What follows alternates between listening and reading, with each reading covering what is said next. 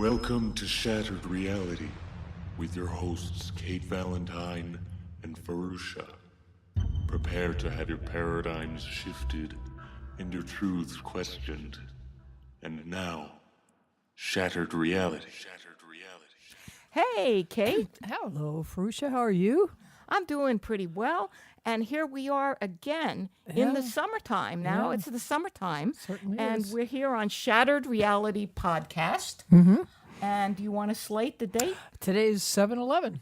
7/11. How about that? 7/11/17. Very lucky number. Yeah, it's sort of a palindrome almost. It is. Yeah. It is indeed. So, today we are fortunate enough to have a very interesting fellow. He is like a Renaissance man. His name is Michael J. Reddy.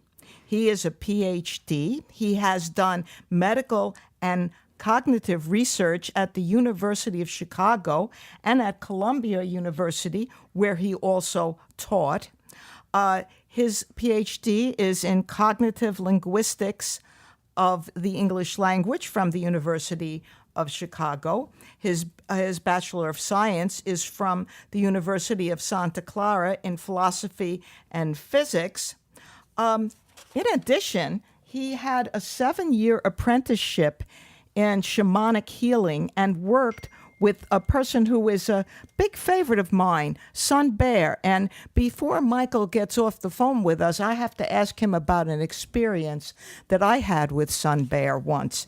But one of the things that he's going to talk about today is what is one of the things he's doing currently. He has studied advanced German conversation and has been certified in basic and advanced systemic constellation training, which is commonly known as family constellation therapy. So, Michael, are you here with us?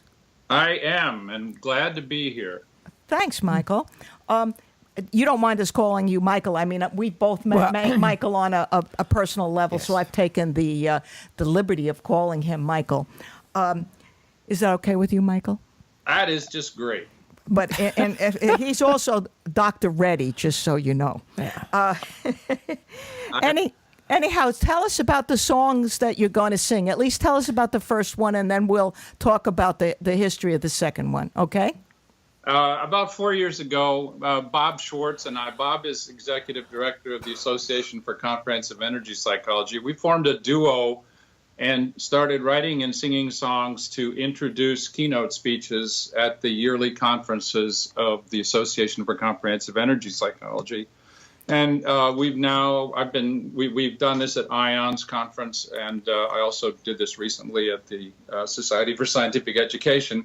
And this is kind of one of the favorite songs. This is Bob Dylan's "The Times They Are A-Changing," which was a powerful song in the 60s, but the times really didn't change. And I've rewritten it as "The Paradigm Is A-Changing." So that's what this one is.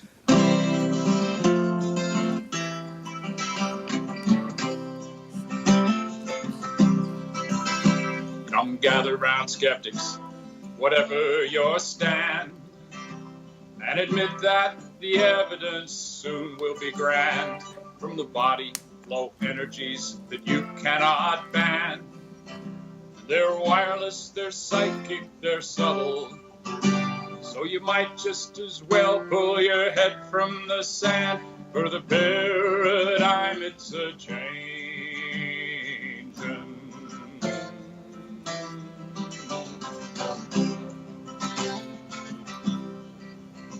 Come physicists, really, let's drop the charade. When no one is looking, a wave is arrayed. Only when you observe it, a particle is made. Time and space, they're not fundamental.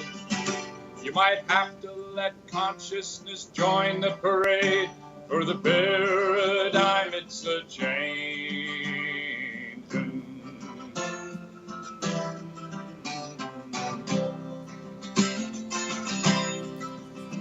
Cosmologists up there with all your big bucks, or down in minutia where string theory plucks. or a billion years distant while we stay sitting ducks. Ecosystems collapsing around us. Soon you won't have a planet to study that flux. For the paradigm, it's a changing.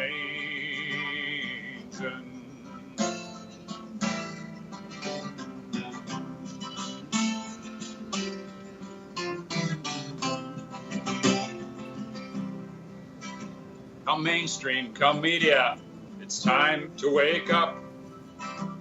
You can't drink the truth from a corporate cup. Institutional science now really holds up. The growth of new knowledge and wisdom. If you drop some of the dogmas, new truths would show up. For the paradigm, it's a change.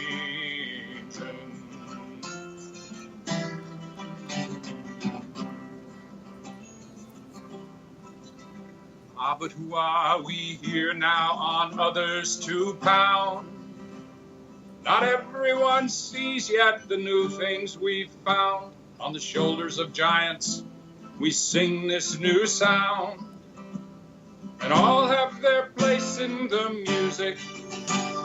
For some must reach out while some hold the old ground. While the paradigm, it's a change. And the paradigm, it's a change, and the paradigm, it's a change.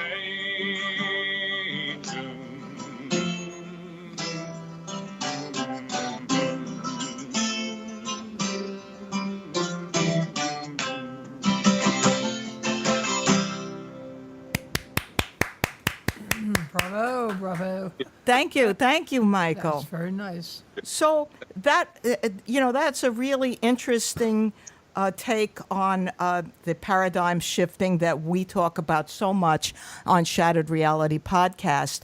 I know that your second song revolves around someone who had very famously a near-death experience, a person that I'm very, very vaguely acquainted with from the Monroe Institute.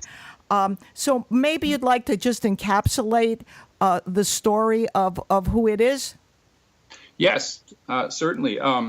So Eben Alexander is, I believe, a Harvard-trained neurosurgeon who's had appointments in a number of different hospitals. And in 2008, he was somehow infected with gram-negative E. coli bacteria, and it literally dissolved his cortex. And he was in a coma for something like a week, and the hospital declared him dead. And while he was, quote, dead, unquote, he was having a, what we call a near-death, an NDE, a near-death experience. And he spent something like 4 years thinking about it. It took him a while to recover after he came back. And he wrote a book called Proof of Heaven, A Neurosurgeon's Journey into the Afterlife, which has become a big bestseller, and he's been all over the world now. We had him as a keynote speaker, I guess, at ACEP maybe 3 years ago. So I wrote this song to kind of honor his journey, and this is how we introduced him. Association for Comprehensive Energy Psychology, it's interesting to be there for the keynotes because we typically try to write some kind of songs or something that either, are humorous or poignant or something. This one is really just a complete record of his experience. And he was attacked by the media at different times by skeptics who didn't believe his story. I just want to add that, but go ahead. Sorry. No, he's no, don't be sorry. He's definitely been attacked, and the song chronicles that part of it as well.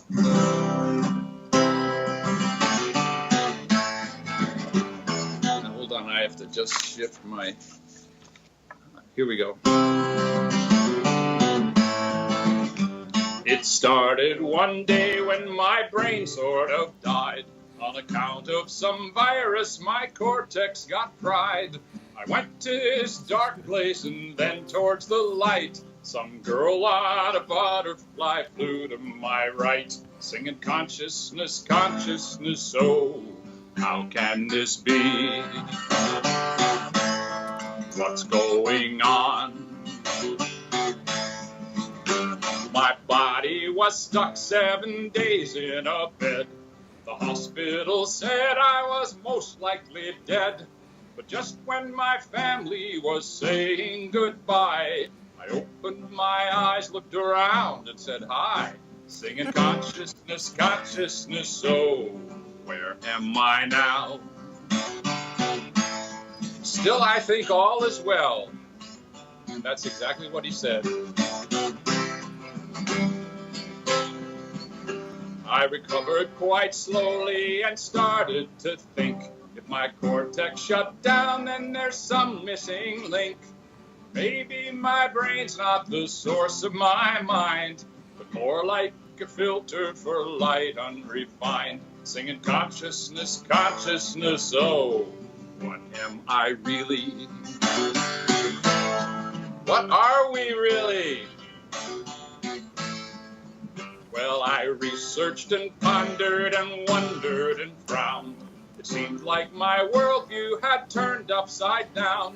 If neurons came last and awareness was first, that meant my Newtonian bubble had burst. Singing consciousness, consciousness, oh, that's what I am. Maybe that's what we all are. Maybe we had it all backwards. Well, I wrote up my journey, and boy, did it sell. But right away, skeptics and cynics all yelled, you don't prove a thing, and it's probably faked. Put consciousness first, and it must be half-baked. Singing paradigms, paradigms, oh, aren't they such fun? They shape what we see. They determine what's real. Hey, aren't they such fun? Well, I'll stick to my message, I'll stick to my guns. We're part of a whole that is all really one. Love is the fabric of which we are knit. It's the only hypothesis that seems to fit. Singing consciousness, consciousness, so that's what I am. That's what we are. So are the stars. That was very lovely. Thank you. Thank you. Yeah, that was fun, right, Kate? Mm-hmm. Yeah, that was cool. Yeah, go ahead, please, first. Well, there's a few things that we want to talk about. One of them is your family constellation therapy work, and the other is your connection to shamanism. And so why don't we start with the family constellation work, and let us ask you, I know the founder was a priest named Bert Hellinger, I believe, in Germany. Is that correct? Yes, it is. I mean, he's a synthesizer, really. He came to the United States and picked up a lot of what he put into family constellations, actually from therapists in the United States. And he deserves great recognition as a synthesizer. But at the same time, he did not invent this out of whole cloth. Well, for those of us unfamiliar with it, could you just give a definition? Because I'm not really quite sure what you mean by it. You can describe family constellations quickly in a number of ways. Mm-hmm. It's a tool for revealing and realigning hidden loyalties in family systems. And when we talk about family systems now, we're right in your shattered reality ballpark, because we're talking about transgenerational psychic organisms. Now, when you talk about family, is that specifically family, or just people that are close to you? Or I mean, what is the relationship? It starts with ancestors, but it can extend. Anytime some kind of profound bond is formed that shapes the life of a family, then the people that get bonded that way tend to become members of this family soul or family system. For example, combat buddies that die or people. Well, let's just stick with that one. Okay. But so it can expand past actual Biological. biological families. But ancestors are sort of the key to this. Is that correct? Or am I? Your voice is just a little fuzzy. Can you I'm repeat sorry. that? Yeah, ancestors are just the key to this. Ancestors are. The key. I mean, it's sort of the basic The key. unit. The key to it. Ancestors are the primary part of it. There's two kinds of trauma in the world. There's the kind you experience yourself, and there's the kind that your ancestors experienced and never dealt with. And that energy stays in this transgenerational family system, and it comes up in later generations. There's increasing evidence in epigenetics for the transmission of this kind of stuff, but a lot of it is just, it's psychic. Looking out at what I've researched on the web about this subject, some people bring it into a very psychic realm. I mean, some therapists tend to bring it into a very psychic realm, while others seem to, work with it more or less as transactional psychology, if that's a good description. Do you find that the group of family constellation therapists fall on one side or the other of that equation? They fall all over the place, frankly. Okay. Family constellations is a fairly new modality. It's in almost every country of the world. It lags a lot in North America because we're very individualistic here, and we're rootless in the sense that we're mostly immigrants, several generations back in any case. So there are people who regard family. I mean, when you look at how a constellation looks, it looks like unscripted. In the workshop form, it looks like unscripted psychodrama. Okay. You've got people standing up, and someone presents an issue, a problem, and the facilitator interviews that person briefly and sets up what he or she thinks are likely roots of the problem. So you might have someone representing a grandfather and someone else representing an uncle, and this is in this form. This becomes a kind of group channeling. It's quite fascinating. I've never seen. There are people who come into these kind of workshops very skeptical, and at the same time they start to do this. They, in some sense, share their awareness with an ancestor. It's an amazing thing to watch. It's very, very interesting.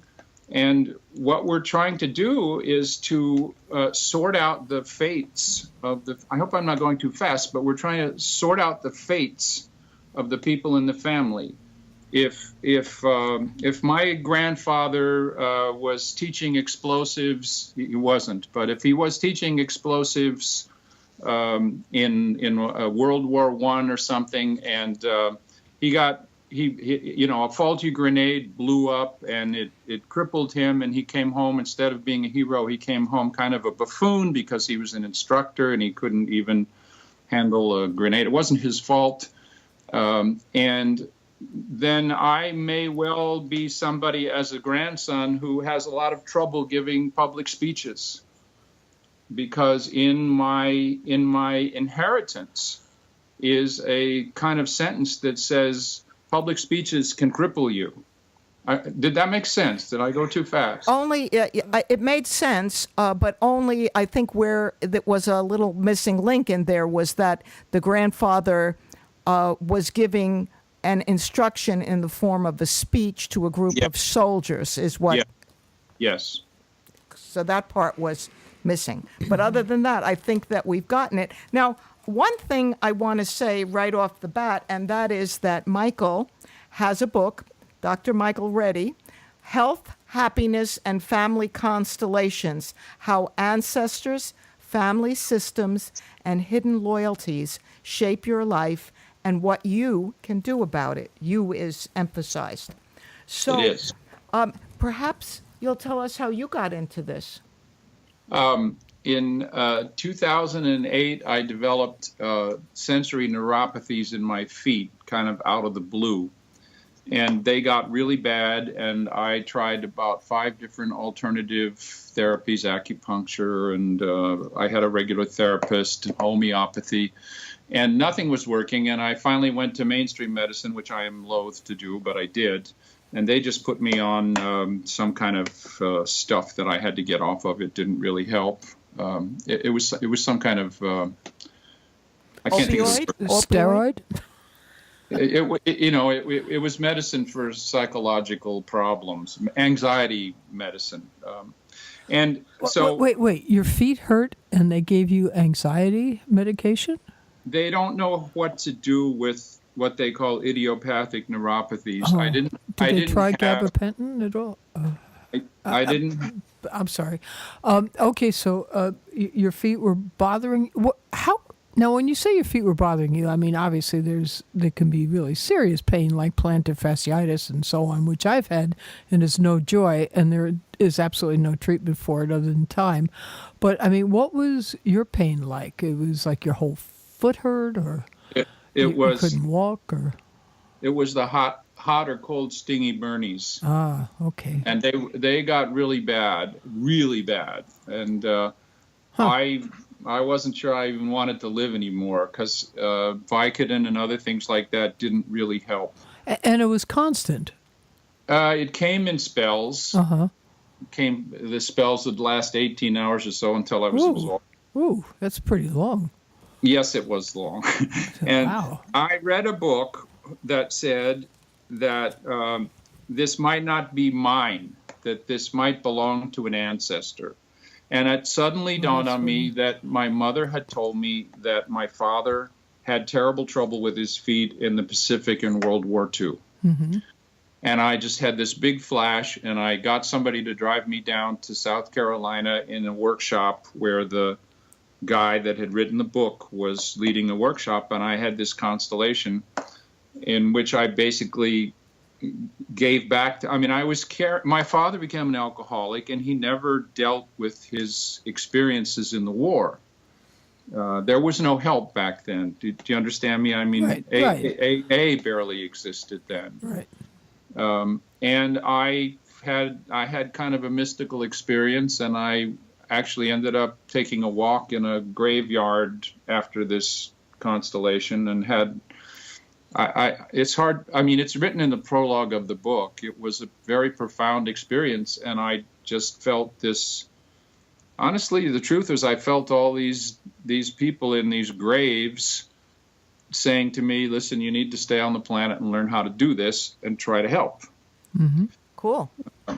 And it took maybe 2 or 3 months, but the neuropathies basically went away on their own after that. But I was living my father's fate. I mean, he never dealt with his experience. Do you understand me? He just drowned himself in alcohol. And that experience stayed in the family system, and as his oldest son, I held it for him.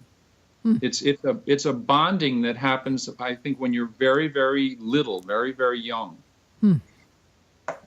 I've seen things of this nature in my work with clients doing intuitive and psychic readings, that sometimes they carry forward issues from their family group. Particularly immigrants do this a lot, maybe almost more than general Americans, but that may or may not be true. It might just be my area of the experience.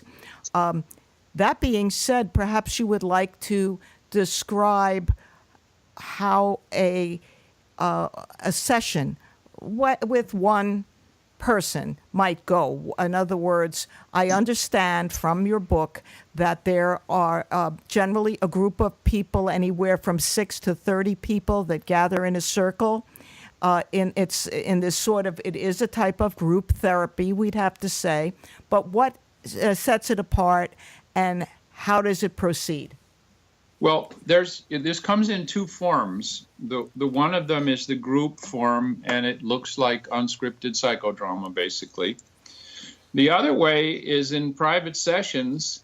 You basically set up objects. Now, I'm a shaman, so I call them object persons, which is like, the Native Americans. My teachers would talk about the stone people and the plant people, and little household objects get set up in a pattern. And you and the client take turns going and playing this child's game of pretending to be whoever it is that little object is representing. So if you go over and you stand next to your dad's little object person, you try to become your dad, and you try to look at the other object persons, the other representatives in the constellation, as if you were dad. So I'm not Michael, I'm dad. And I get my clients doing this. I tell them it's a child game, we're just playing dolls. And so much of what I learned around shamanism was very childlike. It's too simple for a lot of us to, us educated people to deal with very easily. But you basically feel into being that person, and you have this array of objects set out in some kind of pattern. And as the constellation develops and you and the client take turns feeling into being different parts of this system, you begin to get a sense of what the larger system is doing. Like who's holding what? What are the secrets? What needs to happen for the goal that the client came in with to become realizable as opposed to all blocked? What sense am I making? Is this good so far? Yes, it's good. I wonder if you could give examples of maybe 2 or 3 or more types of goals people might typically either come to the group session or the personal session with. Well, a very common one is I've got some kind of illness. I've got, like Michael's, my neuropathies, or I had a person with cancer, and we set up. Now this is not a private constellation. Do you want a private constellation or a workshop, or does it matter? It doesn't really matter. We just want to know how this modality works. This was a group, and we set up a mother, the client's mother. You set up a representative for the client. The client sits next to you and watches so that the client can get a sense of looking at the system from the outside. And then maybe at the end you'll put the client in for the representative, but sometimes not. Anyway, we set up the client's mother. We set up a grandmother who had lived in some town in Germany. And then I also set up the cancer. I had a representative for the cancer. So the cancer was like a being, in other words. Well, the cancer was, we're personifying everything here. And we set up a woman who was the cancer. And the cancer, when we watch in this kind of constellation, we're watching the behavior of the representatives. And this happens slowly.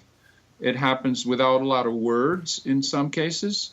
It might take an hour and a half or 2 hours to develop. But the person representing the cancer kept coming around and seeming like she was trying to protect the person who had the cancer.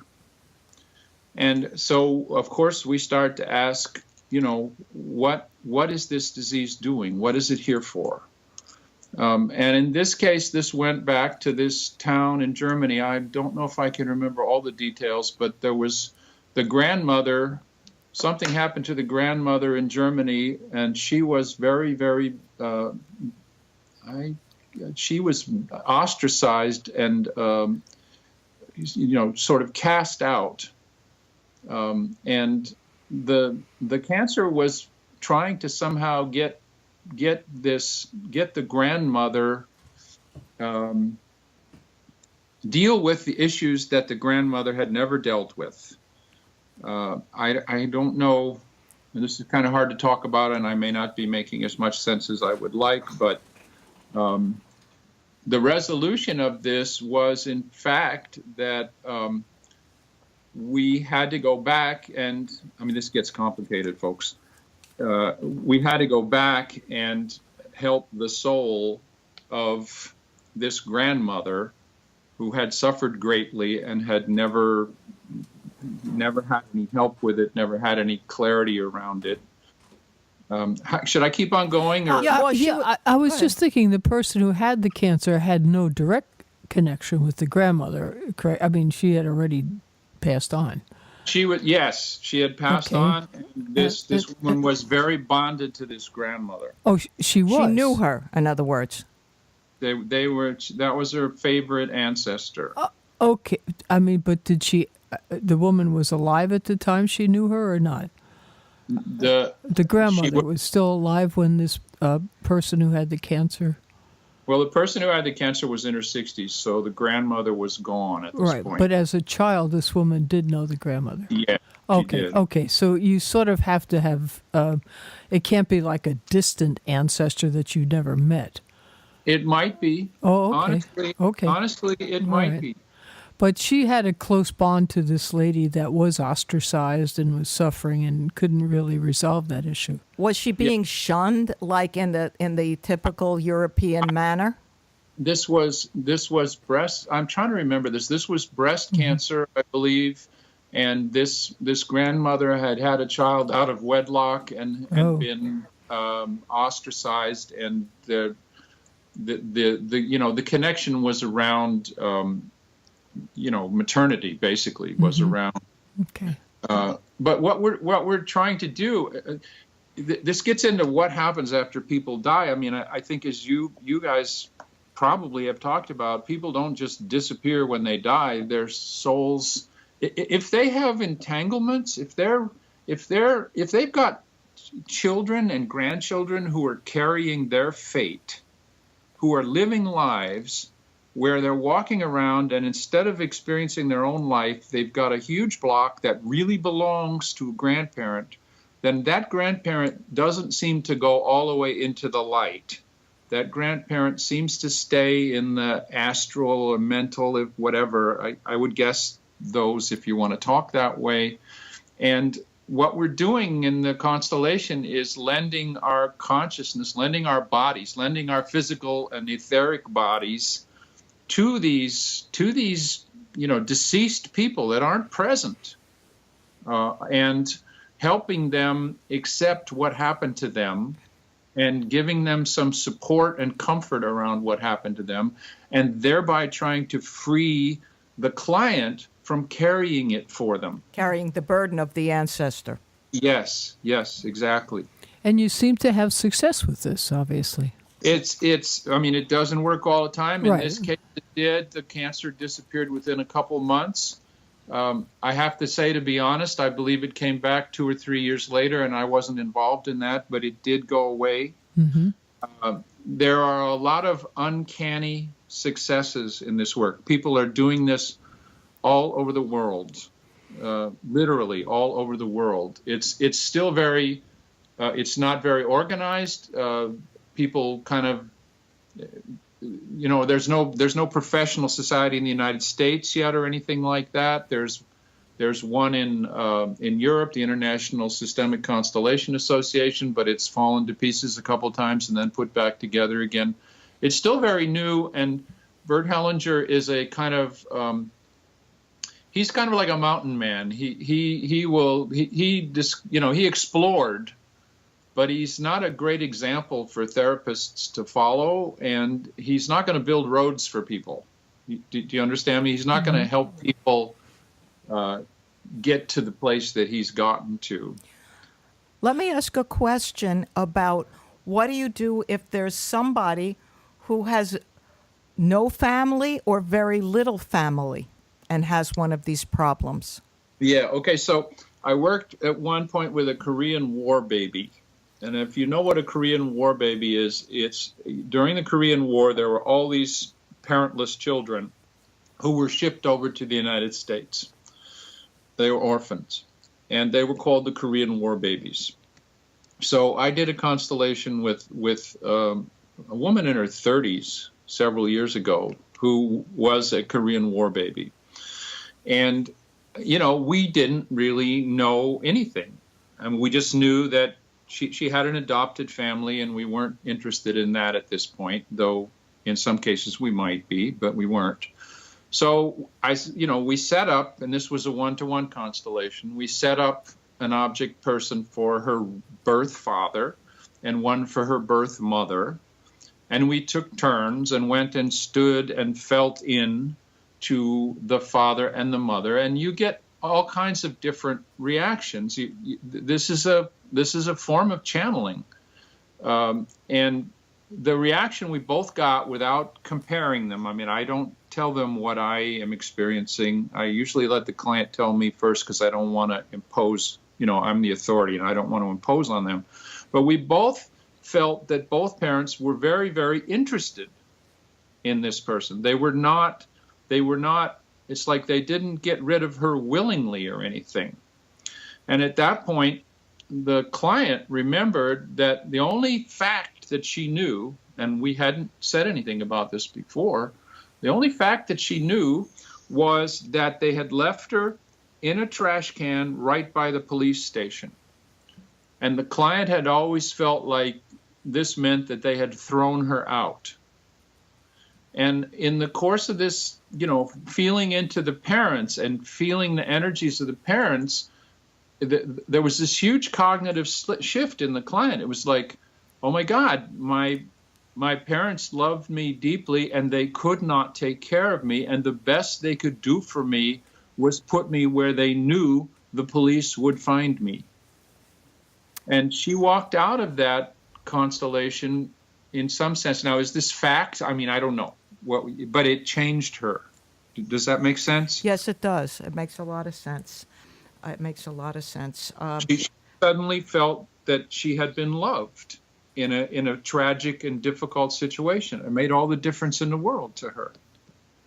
It makes a lot of sense, and for some reason, I have to mention this, even though it's a slightly off topic, that in Japan, in past generations, it was considered extraordinarily unlucky to be a twin, and families often took one of the twins and gave them to a person who might be a farmer or in a rural neighborhood and gave them maybe some money or something to adopt the twin. And I've read some very moving literature about what it's like to be one of those rejected twins in Japan. I believe the practice is now stopped, but it was going on up until, let's say, before the Second World War. That's an aside, and it doesn't exactly have to do with what you were saying, but I couldn't help thinking of it when you were telling the story of the Korean War baby, which was very moving. Do you want to mention anything about your website, or maybe where people can take a look at a film of one of these constellations happening? So my website is www.reddyworks.com. It's REDDY. It's not READY. And you can see some people in Munich have put together a cloud-based software system in which you have these 3D avatars that you can use to set up remote constellations. And both you and the client can see these. And so I have this 15-minute model of a constellation done with these 3D avatars. And that's just, that is at tinyurl, right? Tinyurls, tinyurl.com / and then just constellation 3D. It's numeral 3 and D. And that is probably the most compact picture of a constellation anywhere in the world that's on the web. Well, that sounds like it would be really good for our listeners, because I think that they will then be able to more clearly conceptualize what it is that happens, don't you? Yeah, I think it's a very wonderful teaching tool, frankly. Okay. So, moving away from this just a little bit and talking a little bit about your work as a shaman prior to getting involved with the constellations, which I realize can be seen as a form of shamanism in itself. Indeed. Yes. So tell us about your training with a Sun Bear, for instance. I apprenticed formally to Sun Bear in 1986 and was apprenticed to him through 92 when he died. In 1989, I organized and ran something called the Lower Hudson Bear Tribe. Sun Bear's group was called the Bear Tribe. Right. And the Lower Hudson Bear Tribe, which we called it Lower Hudson because we didn't want to use the word New York City. Mm-hmm. But basically it was New York City based. And also it went up into the Catskills too, so it was Lower Hudson. But we became the largest of the local groups. We had a 500-person mailing list back in the 90s when it was really mail, physical mail. Right. And basically we had various elders come and teach, and I slowly learned to do various rituals and ceremonies. And I have to say, however, though I was and am a tall, educated white man, so there was always some flack around me. And you probably know Sun Bear was controversial too, because he was one of the many Native American indigenous people who felt that the medicine should be shared, that it was too important, that it was a spiritual legacy, for the whole world. And that if it wasn't shared, it would not help save the planet, and it would perhaps fail. The other perspective on that, which we heard constantly from many sources, was you're stealing our religion. That really doesn't make sense. If I take a nickel from you, you don't have it anymore. But if I take your way of life and sincerely learn it and practice it and spread it, you still have it, and a lot of other people have it too. Yes. And I never made any money. I'm not like Lynn, what's her name, who, I'm not Carlos Castaneda. I didn't ever write books, and I went bankrupt doing this, frankly. But we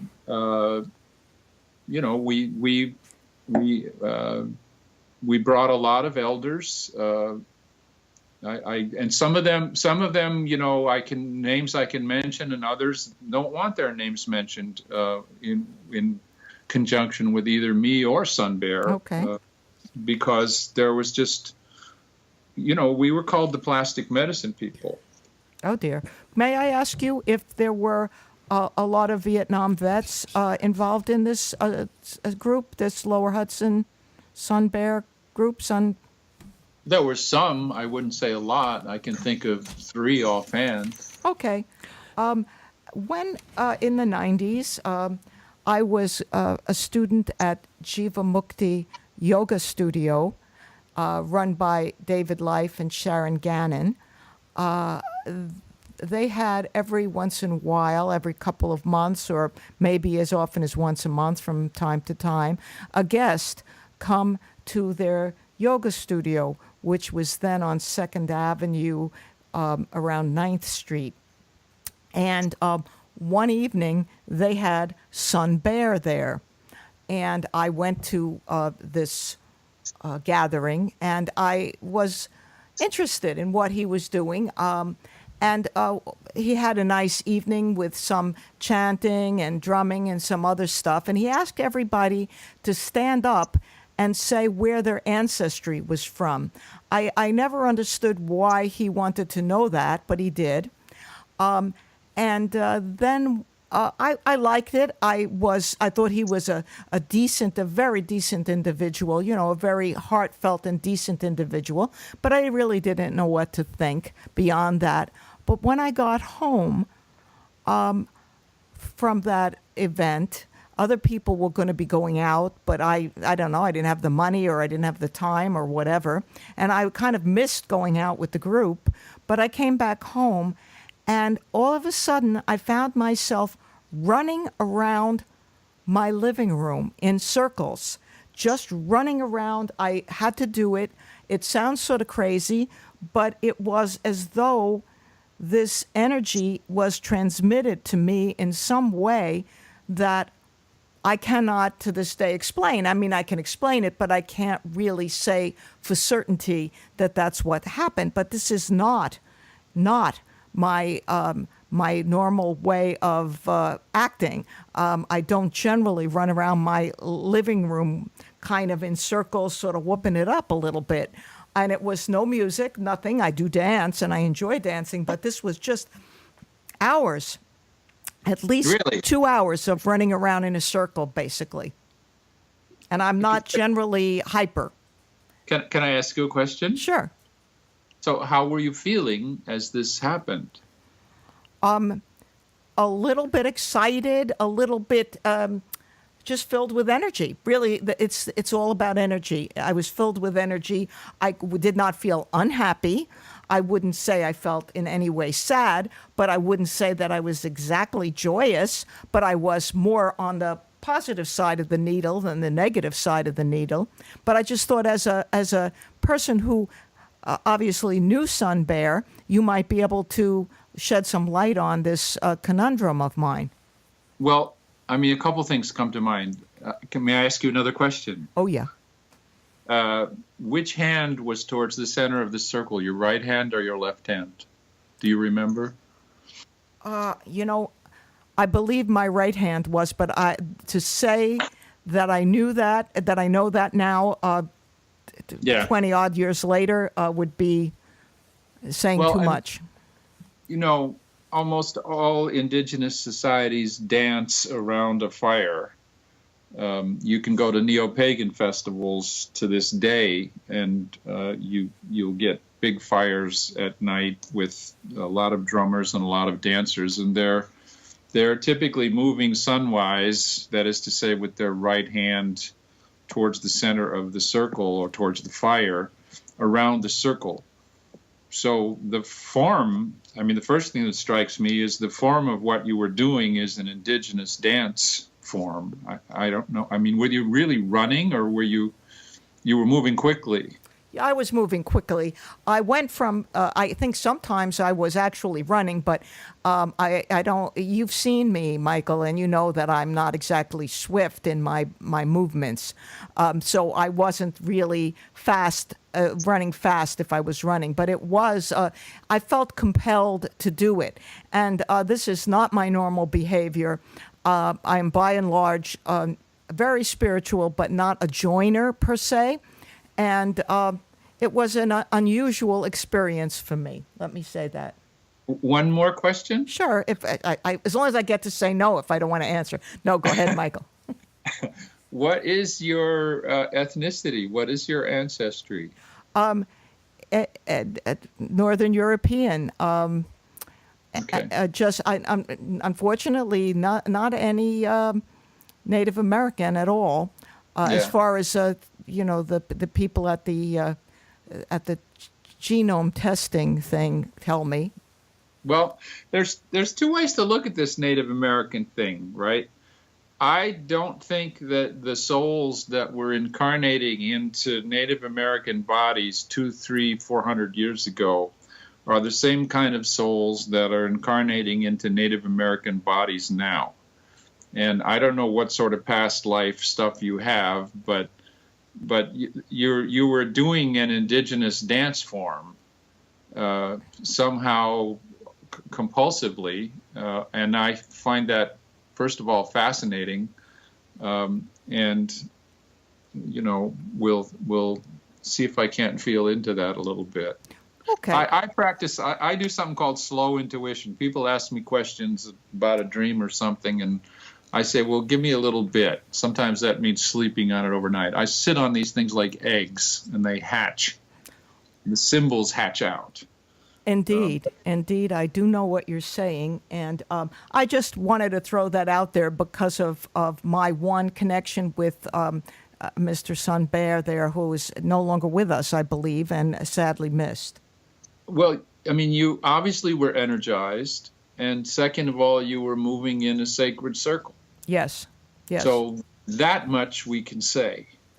What else that had to do with anything, I don't know at this point, but it's fascinating. Well, we can take this up at a later date, but I thought that maybe our listeners would find that to be kind of an interesting experience because I would describe it as an unexpected transmission of energy. Yeah, I hear you. Well, just to get back to the healing aspect of this, I mean, certainly psychosomatic medicine has some, I guess, some belief within modern medicine. And it seems like, I mean, to use a really trite term, mind over matter. And as someone who has absolutely no experiences to the different modalities that you're speaking about, it just strikes me as being something of giving a person, not an excuse, but like a method? No, not a method, just relieving them the responsibility of not adhering to a modality that they are familiar with, but actually utilizing something other than that, but sort of freeing themselves from the bondage of Western medicine, if you will. But, certainly the mind does have a lot of ability to heal. And most of us don't believe that it does. And I think what you're doing is freeing that up and allowing us to believe. That's how it strikes me from what you've been saying. I have to apologize because, Kate, your voice comes across. I'm sorry. Is that better?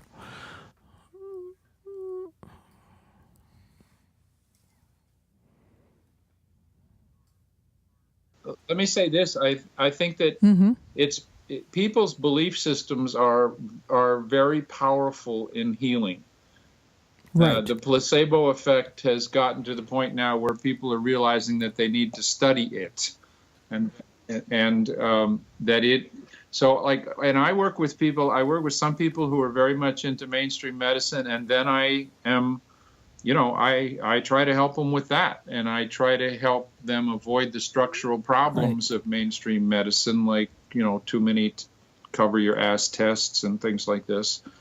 But you probably know that there are many just amazing experiences that have been written up of people whose, placebo cures. I mean, the one in particular is the guy who was given a drug that was supposed to be some brand new drug, and it was supposed to be miraculous, and it cured him of cancer. And then he read a newspaper a few months later that said, "Oh no!" Then there's several parts of this. So then the doctor found out that no, he hadn't given him the miracle drug. Then he got cancer. The cancer came back. So this time he gave him the miracle drug, and the cancer went away. And then a few years later, they found out that, this drug really wasn't a miracle drug, and it didn't do it. And the cancer came back, and he died. There were 3 different shifts. Well, that's what I was saying. I think what you do is just allow people to have faith that they can cure themselves. I think most of us don't believe what you're saying because we just haven't been taught to think along those lines. And when you do start thinking along those lines, it does allow you to free up all the abilities that you've had to cure. And I think what you've been doing and what other people have been doing is just allowing this belief to surface. Okay, I'm closer to the microphone. I would totally agree with you, and I can hear you much better now. I don't know what you did. Yeah. It's a powerful thing. Yeah. I know. I agree totally. Okay. Like even Christian Science is fine, but it's like you really have to believe. I mean, you can't just say, "Well, this is," or like even the shaman. You have to believe, and then there are some things that cannot be cured that are actually physical problems. Yeah. I mean, if I have an appendix attacked, I'm definitely going surgery. Okay. Well, that makes sense. That makes a lot of sense. I only work with chronic illness. And Right. What I loosely call acute illnesses, then you go to mainstream medicine for that. And there was also something else, but I can't think of it right now. It got lost all of a sudden. In any case, now, we were going to, Sure. There's one thing I'd like to say about this constellation work in terms of shamanism. Think about this a second. If I take some objects and I have the client distribute them around an open floor of a room, and we use that as a starting point, that's a form of divination. That essentially we're laying out. In the way my teachers would talk, they say, "Oh, you called spirits into those objects." And that's fine. I mean, I could talk that way too, but I'm Western educated, so I tend to say those objects have come into resonance with something unseen. But that's if a client, the only way a client can mess this up is if they try to make an intellectual pattern. They'll mess it up immediately. Like if our minds knew the answer, we wouldn't be doing this. So random is better than anything you think up in terms of laying this pattern out. That's like divination. And if a constellation works, which requires respect and patience and a careful effort to preserve the resonance that has begun to exist between either the people who are representing in workshop or the object persons, and that's my language again, that are representing on the floor in a private session. That is just what I was going to compare it to, Michael. We can turn that into I was just going to say that in my mind, especially what you're doing when you're doing the constellations as a family altar sort of situation, that it is clearly sympathetic magic. When you're using the people, then it becomes more like a channeling thing. So would you like to give your where people can reach you and maybe repeat the name of your book and your website and all of that stuff, because we're drawing to a close at this juncture? Certainly. Yeah, let me just give a quick definition of sympathetic magic, if I may. I mean, sympathetic magic means that we've established some kind of resonance between objects and other, think of the voodoo doll or something, right? And what we're doing is we reach the point, if we're careful and respectful and have a certain belief in this, where what we do to the objects goes into the unseen and bubbles up in reality someplace else. And how to reach me, I'm Michael Reddy.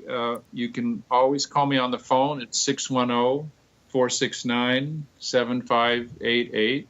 I'm located right near Philadelphia, just west of Phoenixville. My website is www.reddyworks.com, REDDYWORKS, one word. And the way, to get a really beautiful, quick look at a constellation, it will only take you 15 minutes, is go to YouTube or just put it into a search engine, tiny URL, TINY URL, that's one word, / constellation 3D, and it's numeral 3. And that will get you to this 14-minute, 45-second beautiful 3D avatar rendition of a constellation. And that it's very cool because we can move the camera all over the place over these 3D figures, and you can't do this. You can't do this, with a live constellation. You can go to YouTube and see a lot of live constellations, but they take 2 hours, and you can't really see the arrangement of the people because I'm going to mention the name the of your book again. Blah, blah, blah. Happiness Right. and Family Constellations, How Ancestors, Family Systems, Yeah, and thank Hidden you. Loyalties Shape Your Life and What You Can Do About It. Thank you so much, Michael Reddy, Dr. Michael Reddy. You've been a lovely guest, and we very much enjoyed your music at the beginning. It was excellent. And thank you for all your work in helping people, too. It's a very, very nice thing for you have done. And hopefully, if you have descendants, they will inherit all your good works and none of your bad works. Amen.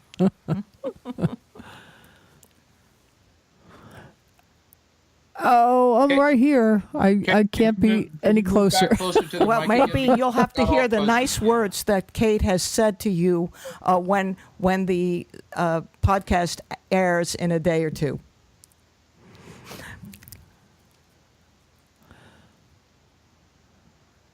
Okay. Listen, thank you both very much. I've enjoyed this immensely. It's an honor to be here, and I think the work you guys are doing is wonderful. I've listened to. Well, thank you. Thank you. It's very nice to hear. Much, and we shall be in touch. It's an impressive body of work. Okay, take care now. Take care now. Bye-bye. Bye.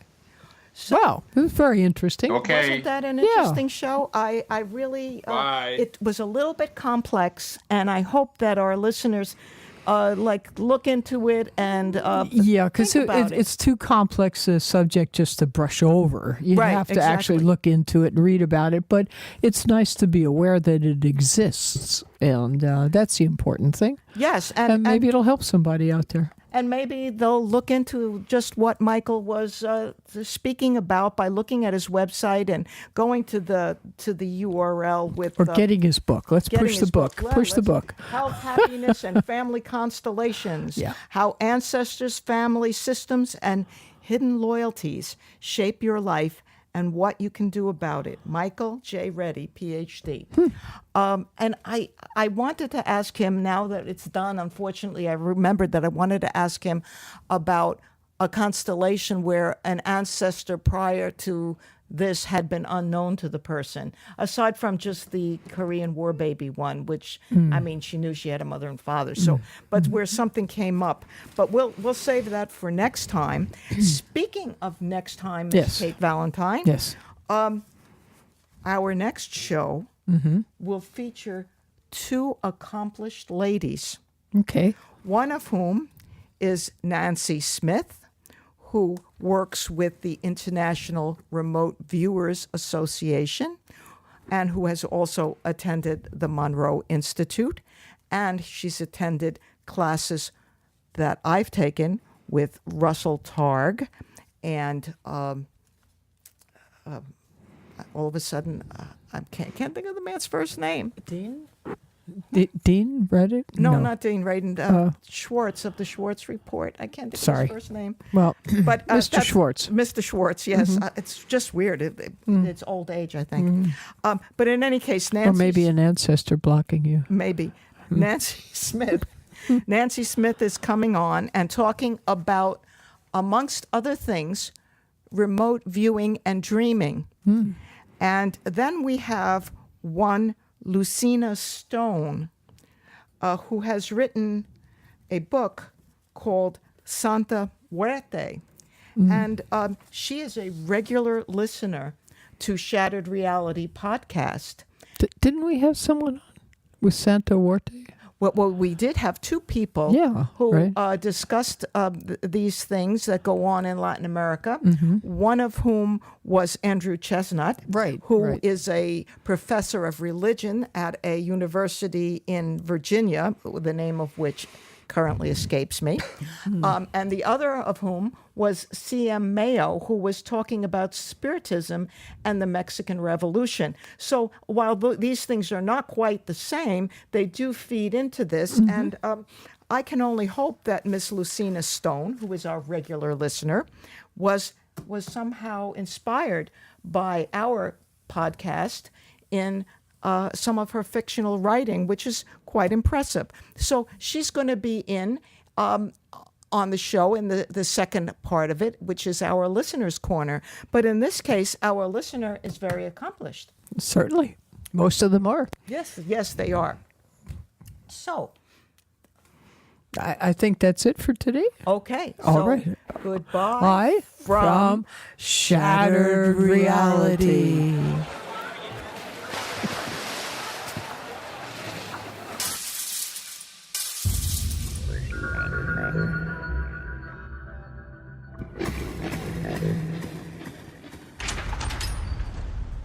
Really is a fount of knowledge. What was that?